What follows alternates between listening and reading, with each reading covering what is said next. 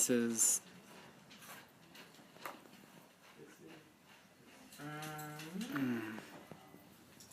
Did you send it? Sending now. Oh, there we go. Yay! And you verified it works? Or you're doing that right now? I am doing that right now. Awesome. Thank you so much, Virginia. You've Sure. been like a super awesome assist on this.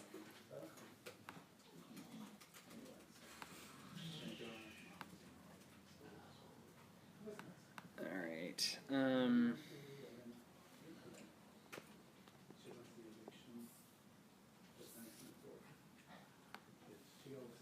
Just let me know when you know that it's working, and I'll update the link. It is working. Woo! Let's see if this works. All right. You can let folks know, or see if digital privacy video.techorwonder.com is working, and if so, let folks know to refresh the page. It is. All right. Thanks everyone for bearing with. All right, let's finish this up. Let's wind the bend because we got to get to some key things. We're almost there. Thanks for. Okay, safe browsing. Okay. So when you're on what? Oh yeah. All right. Safe browsing is especially important when you can't see the presentation. Let's see if it comes up. Yes, safe browsing. Come on now. Come on. There we go. Safe browsing. Okay. When you're on the internet, it is important to protect, particularly if you are, say, doing research on something that might be sensitive, right? There are many ways in which your ISP, if you do not take appropriate steps, can track what you're doing, right? Not necessarily what the content of the sites you're visiting, but which sites you're visiting, right? So this is important stuff to do. There's a couple of things that you want to do here. First of all, there are some ways. Wait, why is this not up? Okay, sorry. First of all, come on now. All right, one more time. Let's try this on the instant replay. We try a different form. I'm sorry for this. We did so well for the first hour and a half. We really did. We did really well, and then the tech broke down, and now the tech is just dying. Okay, come on now. Come on, computer. Come on, computer. Yeah. Yay! Okay. Oh, there it is. Okay. Oh, maybe if I just hold it like this. Okay. Okay. So safe browsing. Secure. So first of all, some data you send over the internet is not secure because that data is not sent encrypted. You might be surprised to know that you're actually, much of the sites you browse on the internet, you're communicating with them via an encrypted form of communication. Now that doesn't mean that once the data gets to that site, like for example, if I am visiting Facebook, the communication between me and Facebook are likely encrypted. The problem is, I'm posting a status update that gets to Facebook, they get to see it and store it, right? So again, this is an encryption at rest problem as opposed to an encryption in transmission problem, right? And again, when we talk about at rest, again, Facebook is not a cloud, it's a bunch of devices that store your data, right? That you have no control over.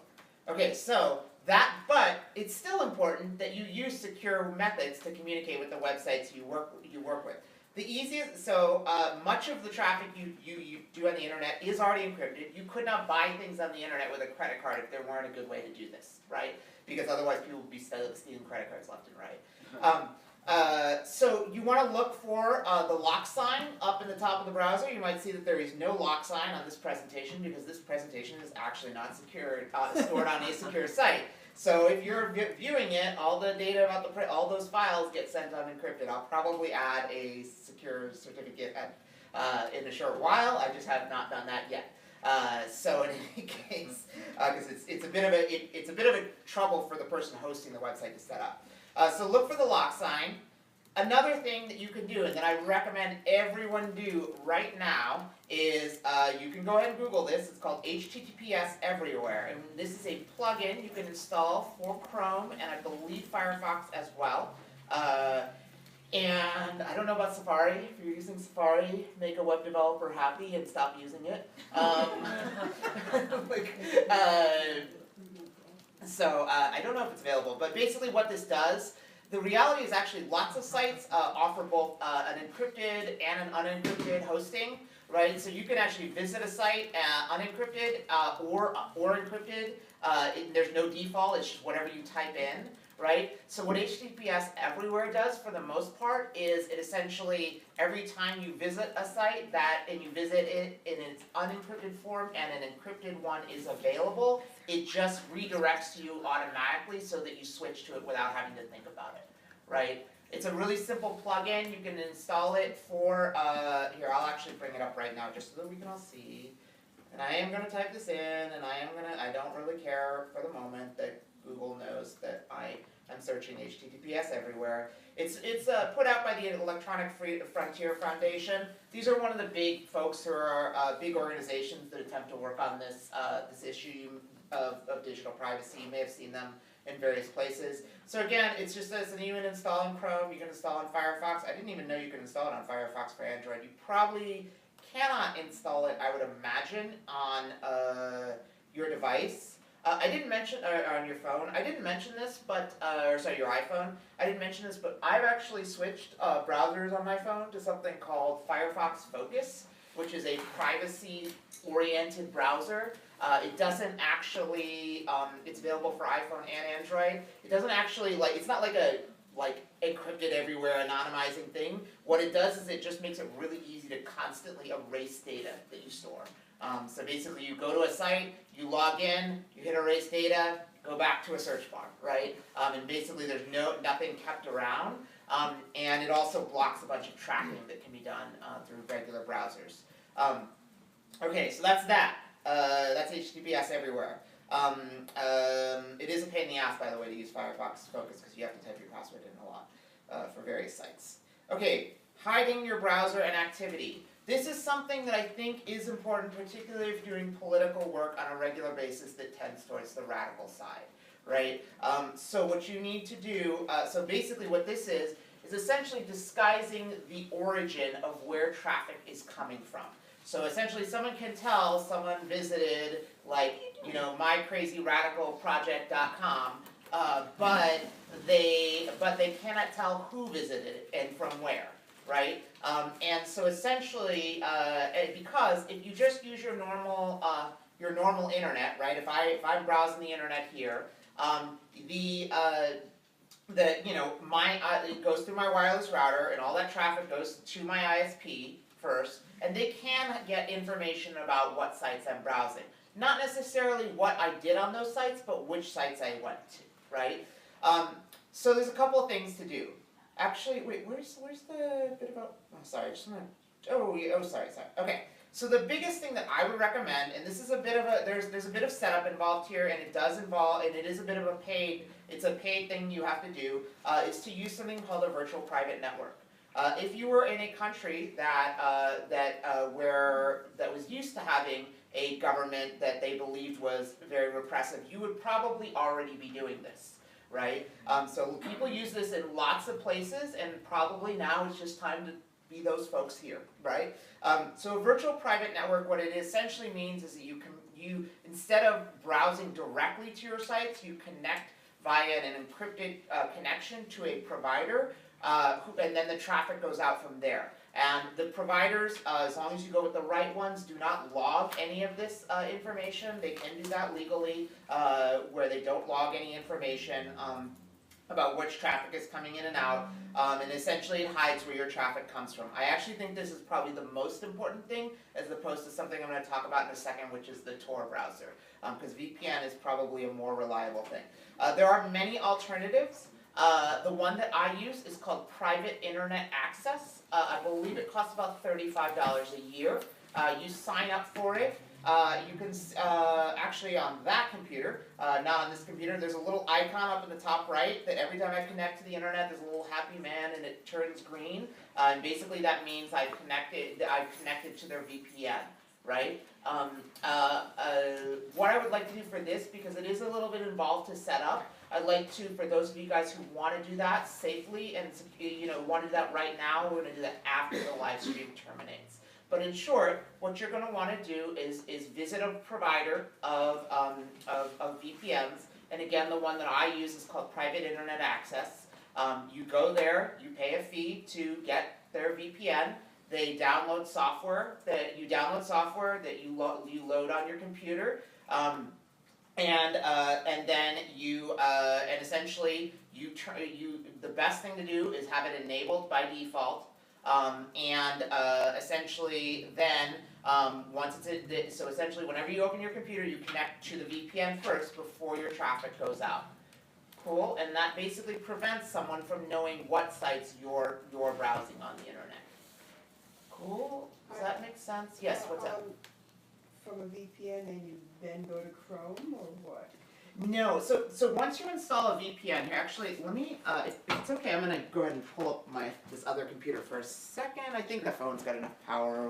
Let's not even, here, I'll just use it, right? Sure. Okay, so, you probably won't be able to see this super well, but what I'm essentially doing is up on the top hand corner, and actually this is not connected to VPN right now. I think I disconnected at one point. There's this little icon, I just hit connect, right? And that's actually changed something about the way I've connected to the internet, right? So essentially now, my connection for every traffic that goes out, it actually goes to that VPN first, and then it goes out to the internet, right? Now the cool thing is, it doesn't change anything about how you use your computer. You can still, I can still use Chrome and go to regular sites. I'm just on a VPN. Some of you guys, if you work for any kind of a larger corporation, you may have done this. This is something that corporations do a lot, where they'll take parts of their internet, right, parts of their data and their stuff, their internet, and essentially make it so that no one can, you have to essentially connect to their server first before you can see lots of their internal data. That's a little bit different use case, but the concept is the same. You're essentially transforming your internet connection, so you're going through that first. And some of the more reliable ones, and you can do some searching. There are definitely ratings. Again, I tend to rely on this one that I've used that seems fine, that seems good, and has good reviews, and essentially does not. There's pretty good evidence they don't log your connections. Essentially, it's not super hard to do. I find it pretty reliable. The only problem is they're usually paid, so you do have to make so a. it's privateinternetaccess.com? Yeah. We can go ahead and Google it right now. Yeah. Yeah. And by the way, if you want, this is something where I'm happy to work with any of y'all one-on-one to set it up. Just because it takes a couple of extra steps because it involves a credit card transaction and whatnot. Yeah. So. And Hannah, that's only for your computer, right? I have it for my computer. Now, I believe there are things you can do it with. Oh, was that the live stream? Is the live stream dead? Did the live stream survive that? Wow, good job, live stream. Yeah. Let's look here. Okay, let's see. Huh. It still looks like it's up. Well, we'll see if it crashes here in a minute. Okay, alright, anyway. Yeah, so it is something where, yeah, so sorry. What were we talking about? Oh, VPNs. Yeah, you can get your VPN for your phone. I would recommend, the main reason to do this is if you want to do some, free, essentially search places where you're not worried about what sites you're visiting and someone knowing that, right? So I don't actually have a VPN on my phone. You can do that. If you're hardcore dedicated, political activist and you really want to be safe, you can definitely set that up. There are also a whole other set of additional steps you can take that I'm not even attempting to get into in here, and I'm happy to talk to folks about that individually. Cool? Yes? Yes. All right, so that's the VPN. There's one other thing you need to do. There's a couple other things you need to do about safe searching. And this is going to be a real bummer for some of you all. Other steps. Don't use Google. Oh no. Use an alternative. So here's the interesting thing. A lot of people think that when you search Google, everybody gets the same results. That's actually not true. Google tracks your searching and tailors your future search results to you. It's a really nice thing. If I search like a string of words that is even related to any programming library, I will get it. most likely, unless you're working in the programming field, you will not get the same results, because many of these words refer to both programming libraries and then just things totally unrelated to programming, right? So they do tailor the search results to you if you are logged into Google, right? So the things like the mitigating thing you could do would be to log out of Google on your Chrome browser and use it without that setting. The other thing you can do is use an alternative, such as there's a search engine called DuckDuckGo, right? And DuckDuckGo is a search engine that does not record, you don't need to log into it. The searches you send to it produce the same results for everyone, and you don't need to be so concerned about them tracking your searches. Because again, when you're logged into Google, when you type in a search, they know that it was you who made that search. Now, I'm not suggesting you should never use Google. I realize that would be a big pain in the butt. So again, this comes into that sort of thought about security culture. Before I start to search something, I say, hey, what am I about to search? Oh, I was just about to do this research on this really, interesting thing that's going on politically that might have to do with my organizing. I probably shouldn't use Google for this, right? Should probably switch for this moment. Now, and then I'm like, oh, I want to know what the next PlayStation game is coming out next month. I'm going to go ahead and Google that. I'm not so worried about that, right? And that's for me what I do. Now, you can just switch all the time and maybe just easier. The one other thing you can do, and I recommend doing this, particularly if you want to be super safe, is to use, yes? If you're using the private internet access, you still don't want to use Google? Yes, the reason being, well, you still don't want to use Google logged in for sensitive searches, right? Because again, even though they don't know, so it's not clear where the traffic originated, but Google, because you're logged into it, they know that you were the one who searched it, right? And again, it's like that's where there's all these complicated things and there's lots of weak points. So that's where like my fallback is get offline, right? Okay, so and then the last thing I want to talk about is Tor. Tor is a browser alternative that also essentially hides where your traffic is coming from. It can be used as either an alternative to a VPN, though probably not as good as a VPN, or on top of a VPN as an extra layer of security. Also, their search is like already configured to DuckDuckGo, so you automatically use it. I don't believe I have it on this computer because this is my work computer, but I do keep it on. I have Tor on my other computer. You also, one extra bonus of Tor is you can access sites that actually are not available on the regular internet, that are available on only on Tor. You can ask me about that afterwards. Yes. What about incognito mode if you're on? Yeah, that's actually a reasonable thing to do. I think if you switch to incognito mode, you are logged out of everything. So that's a reasonable thing to do as an alternative if you want to use Google. I think that's probably safe. If you're on a VPN, I think that would probably be okay. Yeah. Again, like I tend to use Tor just because it's an extra layer. And ultimately, what Tor is, without getting into the technical underpinnings, it's basically it's Firefox with an additional layer under it that hides where the traffic is coming from. But because Firefox is actually an open source program, the people who make Tor can just use the current version of Firefox. So it's not like you're getting some like super degraded browser. It's just sort of like normal, except that your stuff is anonymized. One thing you should know if you use a VPN or if you use Tor, particularly on the VPN, if you explicitly connect to a server that's outside the US, and then always if you're using Tor, you may find that as you go to sites, all of a sudden it serves you up some international version. And the reason is because that's where it sees the traffic coming from, right? The VPN isn't as bad on that because there's usually an option to connect to a site in the US server. I don't know if you saw when I connected to it, there was a little drop down, there was like a connect automatically, or I could choose a bunch of different regions to connect from. And these are regions all around the world, right? Generally, I'm not so worried about that, at least for the moment, right? In terms of like, oh, I need to use a server that's outside the US. Okay, yeah, should I demonstrate how to get Tor? It's pretty straightforward. And here, let's be good net citizens. Let's go into incognito window. And again, I'm not connected on a VPN, but I'm. Tor is like Tor's a browser. Yeah, So I'm gonna go to Tor browser, I'm gonna download, this page is a little bit weird, because it's like, I don't know which one this is, but if I have a Mac, I just wanna get this one, if I want English to be my language. Then it's gonna download, I think I actually already did download this file, so I'm gonna go ahead and go and pull up the one that's fully downloaded, yes. Wait, no, that's not it, here we are. Okay, so I'm gonna go ahead and open this. You install it just like any other program. You drag it into your applications folder. You open it up. I feel compelled just to point out about incognito mode.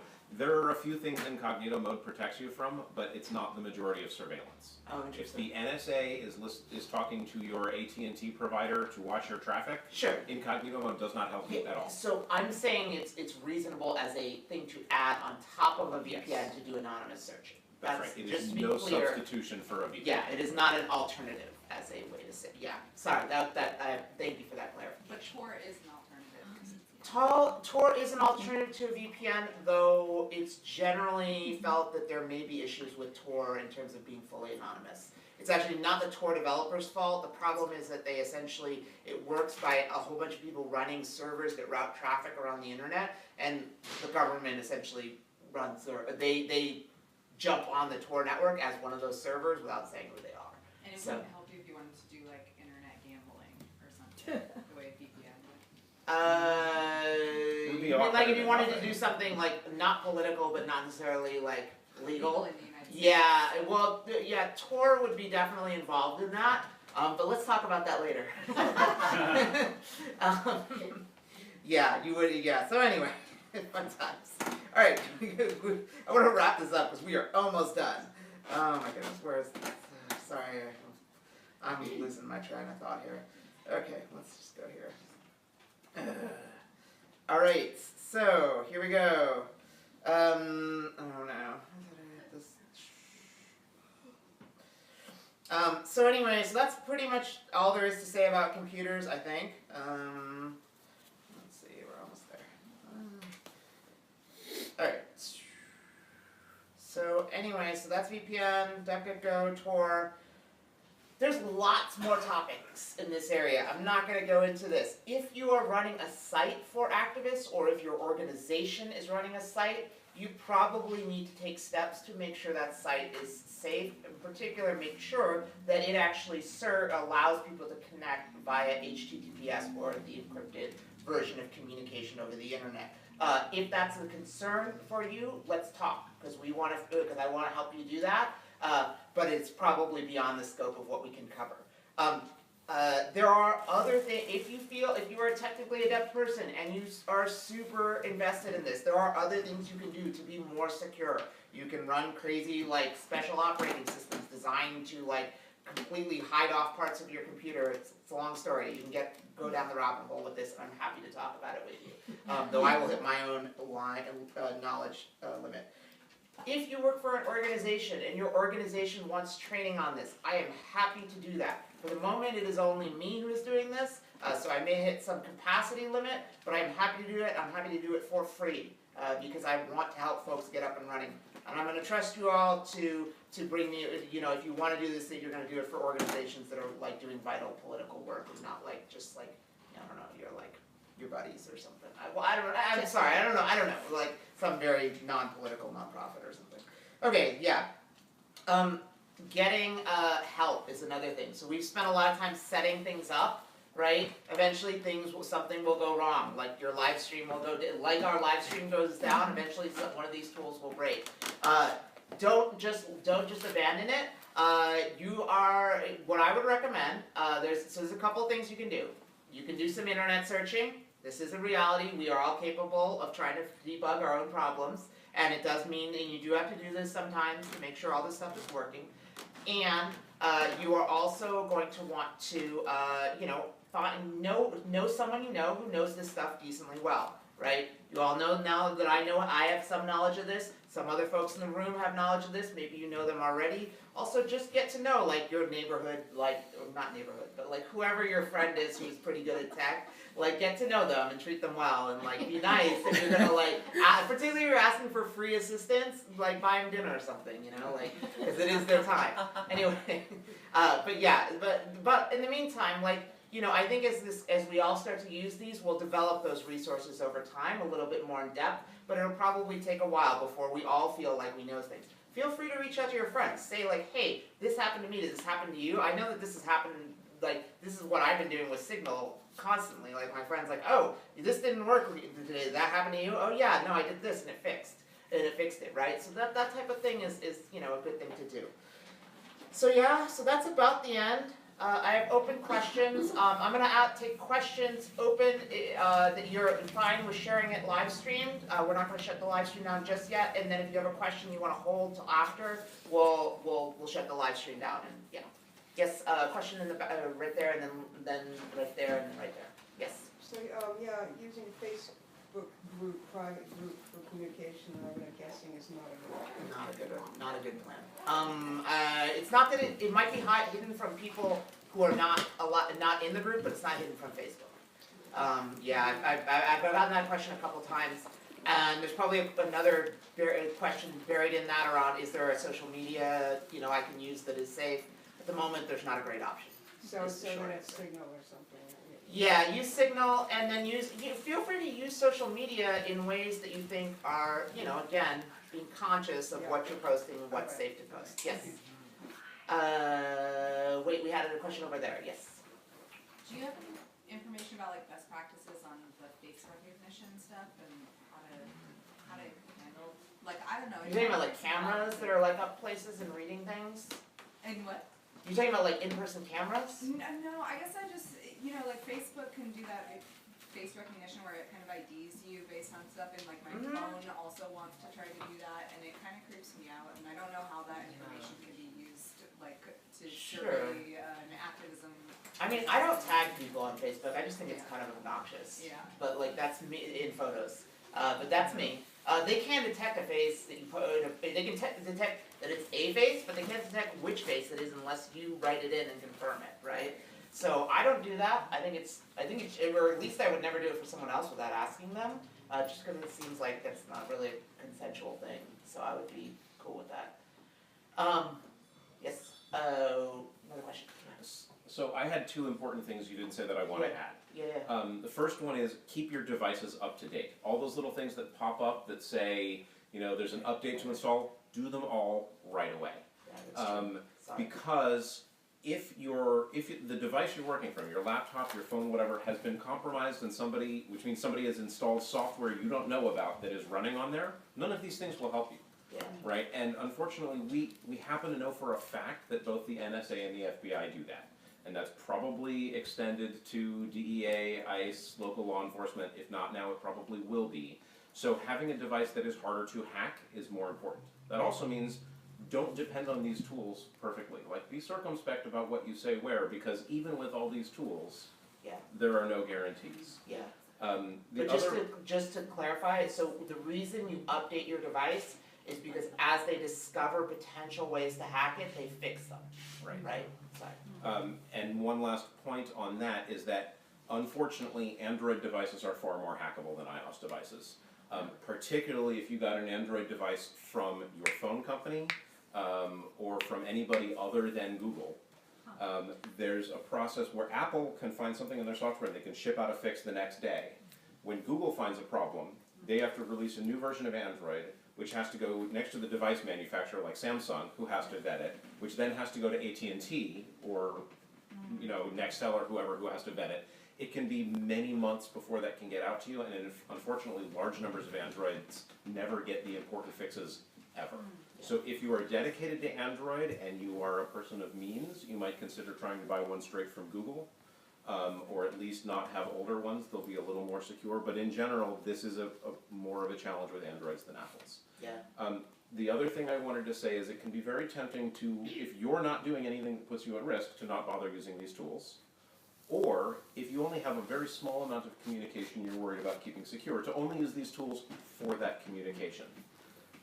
That's not generally what you want to do to protect yourself and your community, because when you are using these tools, they protect what you're saying, but people can tell that you use these tools. So if you use regular social media for everything, and then one day something is really important and you suddenly switch to those, you're calling attention to the fact that something important happened on that day. Or even if you're not an activist or somebody who's worried about surveillance, if only the people who really need it use these tools, they're calling attention to themselves. So the more people use them all the time, the more it protects everybody because nobody stands out. So use Signal for everything. Use a VPN for everything. Because that makes it just sort of a common thing, and we all look like paranoid nerds as opposed to, you know, as opposed to targets. So that's my soapbox. I wanted to show those two things. Yes. Well, just on the social media, probably everybody here already heard that, but one of the horrible things that the Trump administration has said they want to do, right, is that when people enter the country, they want to force people to show the entry officers their social media, right there. So I would think that, and I would think that would apply to non-citizens, but I don't even know. They really want to do it to everybody, so I don't know. But I would think especially for non-citizens who travel, don't put anything on social media if you can avoid it, if this is really going to happen. Okay, hey, can we switch off the live stream? And then, Yes, thank you everyone who's can. joined, thank you for Thank you. very much. Sorry to go. Woo! Hannah! Didn't even take a break.